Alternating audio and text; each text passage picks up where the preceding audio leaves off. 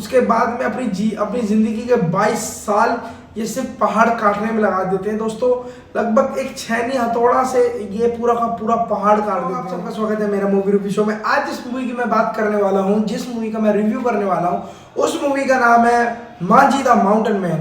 दोस्तों ये अगस्त 2014 में रिलीज हुई थी।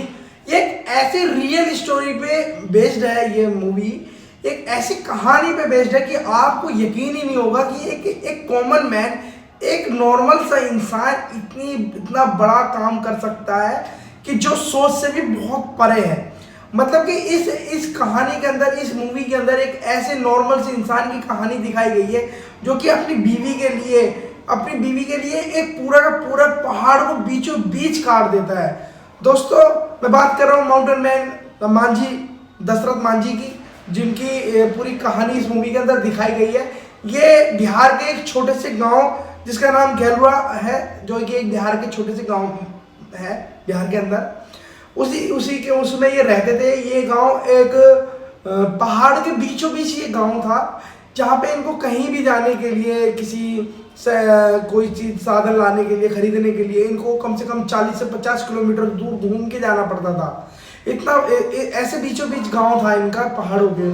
और इनको अगर शॉर्टकट करना है तो इनको पहाड़ को क्रॉस करके तब ये शॉर्टकट करते थे। दोस्तों इनकी जो जीवन यापन था बहुत ही मुश्किल से कटता था।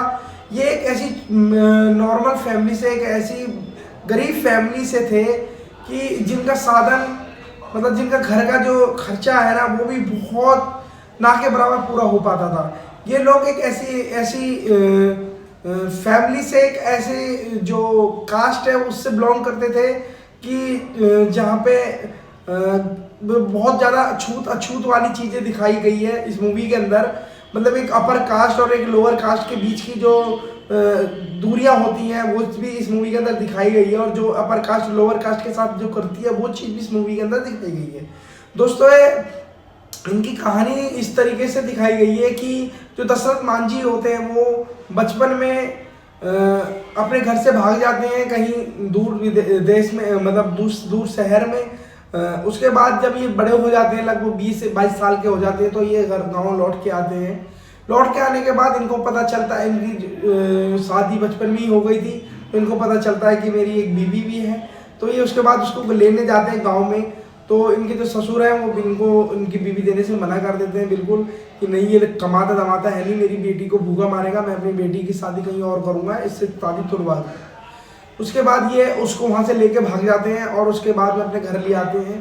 उसके बाद की कहानी है कि ये अपनी बीवी को उसका खर्चा पूरे करने के लिए छोटे मोटे काम करते हैं, मतलब मजदूरी करते हैं। उसके बाद में इनकी एक बेबी हो जाता है, एक लड़का हो जाता है। उसकी बाद की पूरी कहानी दिखाई गई है, कैसे कैसे ये अपने बीवी बच्चों को पालते हैं। और एक ऐसी दुर्घटना हो जाती है जिस दुर्घटना में इनकी बीवी खत्म हो जाती है, और जबकि वो एक प्रेग्नेंट होती है उस समय पे, और उनकी पहाड़ से गिरने की वजह से उनकी डेथ हो जाती है, क्योंकि वो खाना लेके जा रही होती है मांझी के लिए, अपने हस्बैंड के लिए, और वहाँ से वो गिर के मर जाती हैं। जिसके बाद उनको बहुत ज़्यादा सदमा लग जाता है, और ये फिर ये ठान लेते हैं कि नहीं, मुझे ये पहाड़, ये जिसने मेरी बीवी को मारा है, मैं इसको ख़त्म करके छोड़ूंगा, इसको काट के छोड़ूंगा बिल्कुल। तो दोस्तों ये इतने पागल हो जाते हैं, इतने मतलब उस चीज़ को लेके इतनी मोटिवेट हो जाते हैं कि नहीं मुझे ये करना है तो करना है, बस ऐसे पागल हो जाते हैं। गांव वाले भी बहुत समझाते हैं, ये नहीं समझते हैं।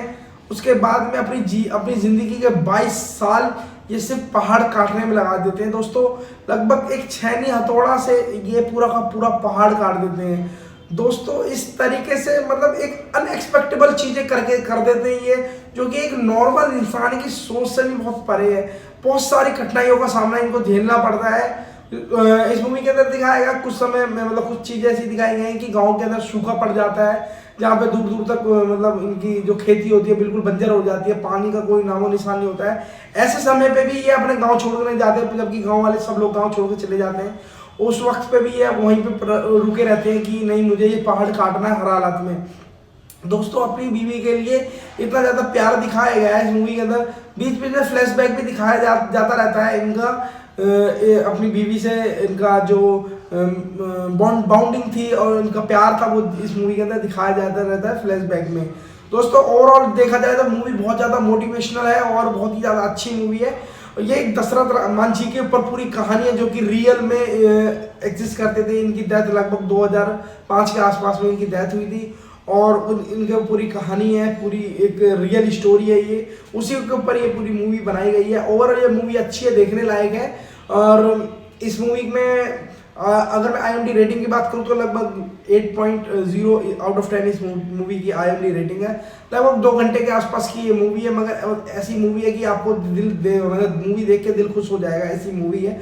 आपको जब जो इस मूवी के अंदर जो चीज़ें दिखेंगी, जो नवाजुद्दीन ने इस मूवी के अंदर मेन किरदार किया है, और जो दशरथ मांझी का जो वाइफ का किरदार किया है, वो राधिका आप्टे ने इस मूवी के अंदर उनका किरदार किया है। और जो इस मूवी के अंदर जो किरदार की मैं बात कर रहा था कि जो अपर कास्ट और लोअर कास्ट का दिखाया गया है, इसमें वो तिग्मांशु धूलिया ने इस मूवी के अंदर वो अपर कास्ट के पर्सन का रोल किया है। वो गांव के जो सरपंच होते हैं उनका किरदार किया है।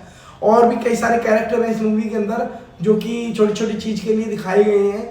बट मेन ये मूवी तीनों के ऊपर ये मूवी चलती है। मूवी ओवरऑल बहुत अच्छी है, देखने लायक मूवी है। 2015 में ये मूवी रिलीज हुई थी। मुझे लगा कि मूवी अच्छी है, देखने लायक है, इसलिए मैं इस मूवी का रिव्यू कर रहा हूँ। और मैं आपको रिकमेंड करूंगा कि आप जरूर इस मूवी को देखिएगा।